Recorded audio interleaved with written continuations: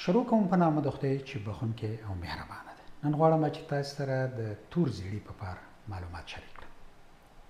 زیړی چې د خپل د مختلفو لاملونو په وجه پیدا کیږي، په هغه کې چې د ځیګر په بدن کې په ناروغۍ اخته کیږي د مختلفو لاملونو له وجې نه، او زیړی ورته پیدا کیږي.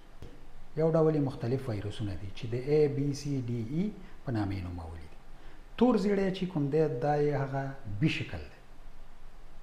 کله چې تور زیړی ویروس د انسان بدن ته داخل شي، 6 میاشتې وروسته په ناروغ کې د زیړي نښې نښانې پیدا کیږي، لکه ناروغ چې د پوستکي او سترګو رنګ یې زیړیږي، زړه بدوالی، کانګې، نس ناستې، د خېټې د پورتنۍ برخې درد، د تشو میتیازو رنګ یې تیاره او ډکې میتیازې بې رنګه وي. ځینې خلکو ته پکې تبه هم وي. د نیکه مرغه چې 90 نه تر 95% کې دا ناروغي چې د خپله ښه کیږي او په عرضي ډول باندې درمل کیږي. یعنې که څوک درد لري، تبه لري، د درد درمل خوړلی شي، نوالجین، ایبوپروفین او داسې نور. که چېرته زړه بدوالی، کانګې لري، هم درمل یې شته دی چې په مختلفو ځایونو کې په مختلفو نومونو یادېږي. د هغې نه باید ګټه پورته شي او ډېرې اوبه باید سړی وڅښي، ډېر مایعات باید سړی چې دی واخلي.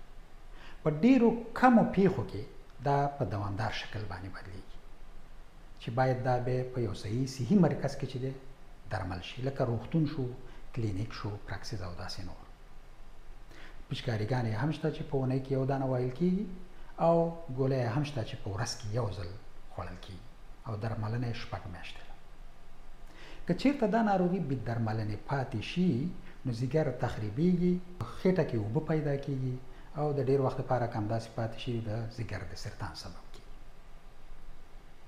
دا ناروغي چې کومه ده، دا د وینې د لارې انتقالېږي، لیږدول کیږي، او همدارنګه د جنسي اړیکو د نیولو نه.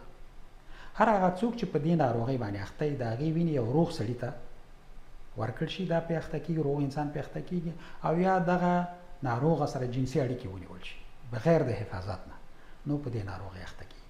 ځکه چې دغه تور زیړي د ناروغ په ټولو د بدن په ټولو مایعاتو کې، په ټولو اوبو کې دغه میکروب موجود دی، لکه لاړې شوې، لکه تشې میتیازې شوې، مني شوې، د بدن د نورو برخې اوبه په دې کې چې دی دا شتون لري، او په دې شکل په دې باندې په ناروغۍ سړی اخته کیږي. کوم خلک د دې ناروغۍ د خطر سره مخ دي؟ ډاکټران او نرسان چې دا ډول ناروغان درمل کوي، کله چې هغه ترې وینه اخلي او په دې ستن باندې دی زخمي شو، نو دی هم په دې ناروغۍ خطر سره مخ کیدی شي. د مخدره موادو روږدي کسان چې د یوې پچکاري نه ډېر ګټه پورته کوي، دا هم د دې ناروغۍ د سپین او تور زیړي د خطر سره مخ دي. هغه خلک چې په ځانونو رسمونه اچوي، چې په پرمختللې نړۍ کې دا ډېر زیات رواج دی، دا هم د دې ناروغۍ د خطر سره مخ دي که په صحي شرایطو باندې اجرا نه شي.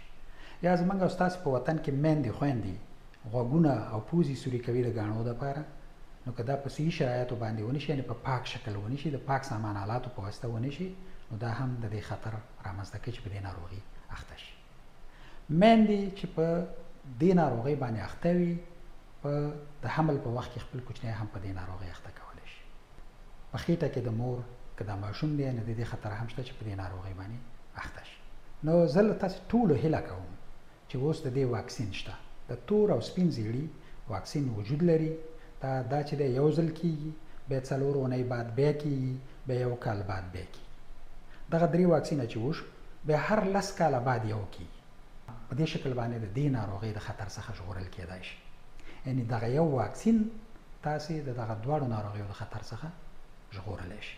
نو زما هیله دا ده چې هر چا دا واکسین نه کړی، نو دا وکړي. په سپین زیړي به بله ویډیو کوو، زموږ سره پاتې شئ. د یوې بلې روغتیایي خپرونې پورې د تاسې اجازت اخلم، ستاسې د بشپړې روغتیا.